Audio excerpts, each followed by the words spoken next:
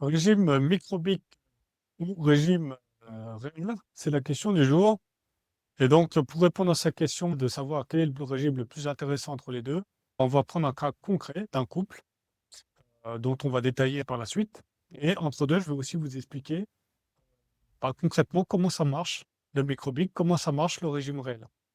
Dans un premier temps, on va regarder justement ce couple-là. C'est l'histoire de Brigitte et Patrick. C'est un couple qui a 50 ans aujourd'hui, qui est à 15 ans de la retraite, pardon, et qui aujourd'hui sont propriétaires de leur résidence principale et souhaitent acquérir un PQ pour pouvoir acheter un camping-car au moment de la retraite et faire le tour de l'Europe avec. Pour ce faire, on va regarder en fait ce bien. Donc, leur objectif, c'est d'acheter un bien à 200 000 euros, dans lequel ils vont avoir un loyer de 1200 euros et dans lequel ils vont faire des travaux par eux-mêmes. Et c'est pour ça que leurs travaux, ils ne coûtent pas très cher. 3 000 euros, c'est le montant des matériaux qu'ils vont mettre. Et donc, ce couple-là gagne 30 000 euros. Ils travaillent tous les deux à mi-temps pour à la fois profiter de la vie, faire une sorte de pré-retraite et en même temps utiliser ce temps-là pour pouvoir faire des travaux dans leur appartement. Et donc, on va regarder ensemble, on va voir le résultat à la fin de cette vidéo, quel est le plus intéressant pour eux, avec une revente dans 15 ans, pour pouvoir réaliser leur rêve. Donc d'abord, comment ça marche? Le régime micro et le régime LMNP ou réel. Donc, le microbique, le principe, c'est que vous avez un abattement de 50%. Alors, 50%, c'est pour la location long terme. Donc, si vous mettez un locataire qui fait sa résidence principale dedans et qui le loue sur le long terme, eh bien, vous appliquez en fait un abattement sur les loyers bruts de 50%. Donc, en l'occurrence, on a 14 400 euros dans notre exemple de loyer brut sur l'année. On applique 50% d'abattement, ce qui nous fait 7 200. Et après, on applique ce qu'on appelle la TMI, la tranche marginale d'imposition, qui dépend de votre salaire, de votre rémunération et du nombre de parts fiscales que vous avez. Et on applique des prélèvements sociaux qui sont aujourd'hui désormais de 18,6% pour tous les biens meublés. Ensuite, la différence avec le régime réel, c'est que le régime réel, on ne va pas appliquer cet abattement de 50%, mais on va appliquer euh, l'ensemble des charges réelles que l'on a sur le bien déjà. Donc et par exemple, les intérêts d'emprunt, la taxe foncière, l'assurance, la CFE. CFE, c'est la cotisation foncière des entreprises qui est payée par tous les gens qui ont des biens meublés. Et ensuite, on va venir aussi impliquer quelque chose de supplémentaire, qui sont les amortissements. On va voir plus en détail par la suite. Et ensuite, à partir de ce moment-là, on a un résultat imposable qui est souvent de 0 euros sur les premières années. Et on va appliquer sur ce bénéfice TMI et les prélèvements sociaux. Donc, si le bénéfice est de 0, on a 0 au final. Donc, l'affaire des amortissements, c'est quoi?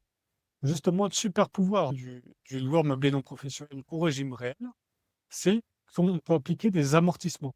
Donc, le principe, c'est que, en fait, votre bien immobilier, il perd de la valeur comptable aux yeux de l'État. Donc, l'État, en fait, il vous autorise jusqu'au à déduire cette valeur dans les revenus locatifs chaque année.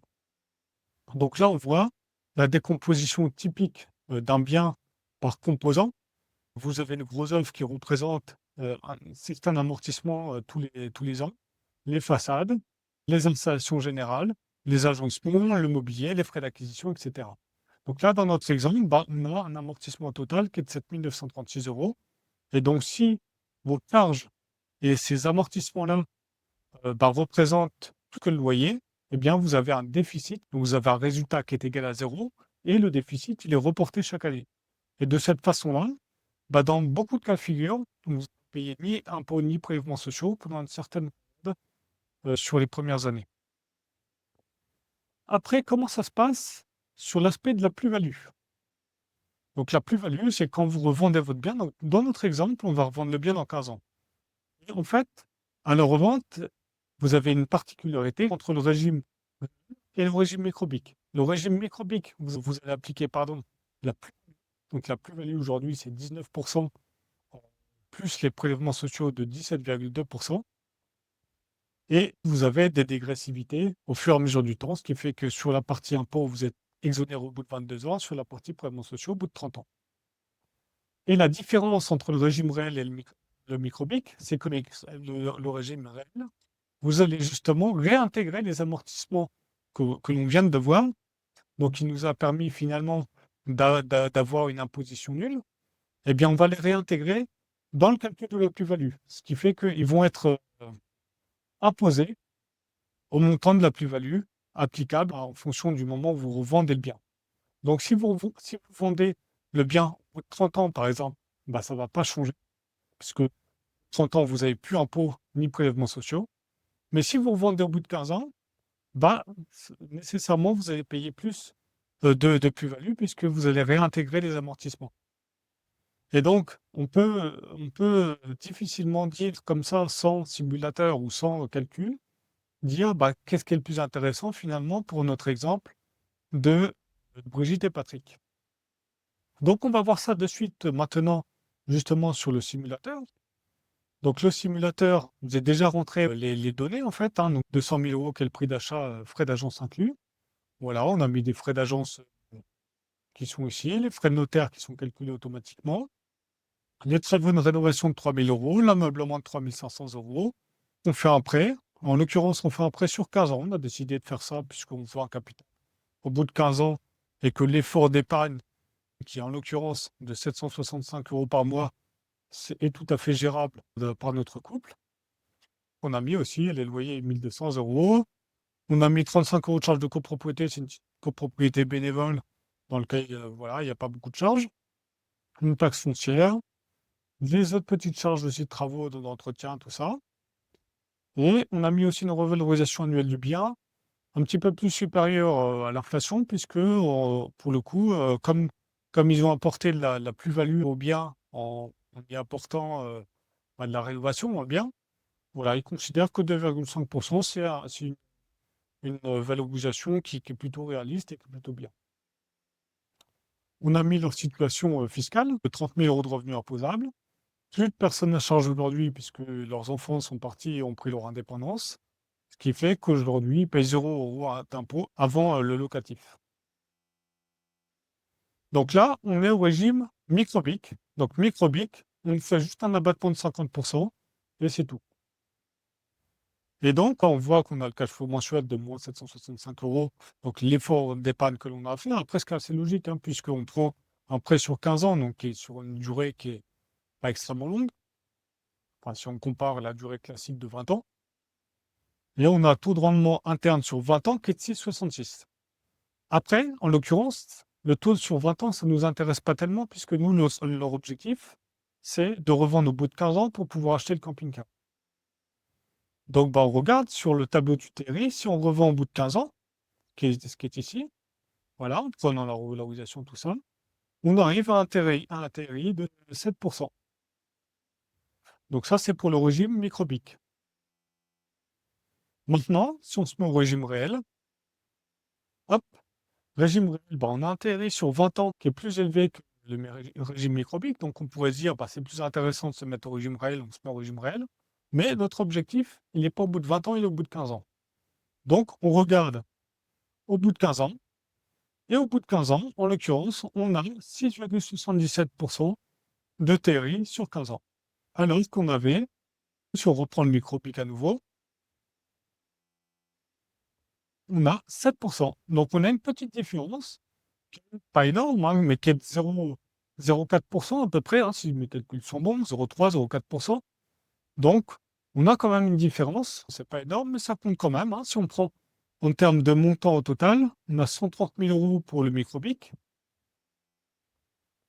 alors que pour le régime réel, on a 106 000 euros. Donc, on a une différence de quasiment 25 000 euros. Donc, déjà, ça compte. Et de deux, il y a quand même une particularité aussi entre le microbic et le régime réel, c'est que le microbic, bah, vous avez juste un abattement de 50%, c'est facile à déclarer et c'est très bien. Au régime réel, il faut prendre un comptable, il faut pouvoir fournir l'ensemble des pièces, l'ensemble des factures, etc. Donc il y a un petit travail administratif qui peut être valable si le taux de rendement à la fin est intéressant. Si le taux de rendement n'est pas intéressant, bon, bah, c'est pas la peine de se rajouter des contraintes. Donc voilà, et après, d'un point de vue du cash flow mensuel, on voit que 620 euros, c'est l'effort d'épargne mensuel que vous avez à faire sur le régime réel, alors que sur le microbic, vous avez 765 euros d'efforts à faire parce que vous avez un petit impôt annuel. Donc vous avez aussi cet aspect-là qui rentre en compte. En l'occurrence, pour notre cas de figure, pour Brigitte, et Patrick, le fait d'avoir un effort d'épargne supplémentaire à faire tous les mois, ça ne leur pose pas de souci puisque ça convient à la situation. Ce qu'ils veulent, eux, c'est d'avoir le plus d'argent possible à la fin pour avoir le camping-car. Et donc pour celui qui c'est un petit peu juste à la fin du mois, bah, il serait peut-être plus intéressant de choisir le régime réel, même si au bout de 15 ans, vous gagnez moins, vous avez un effort d'épargne, qui vous rend éventuellement plus confortable.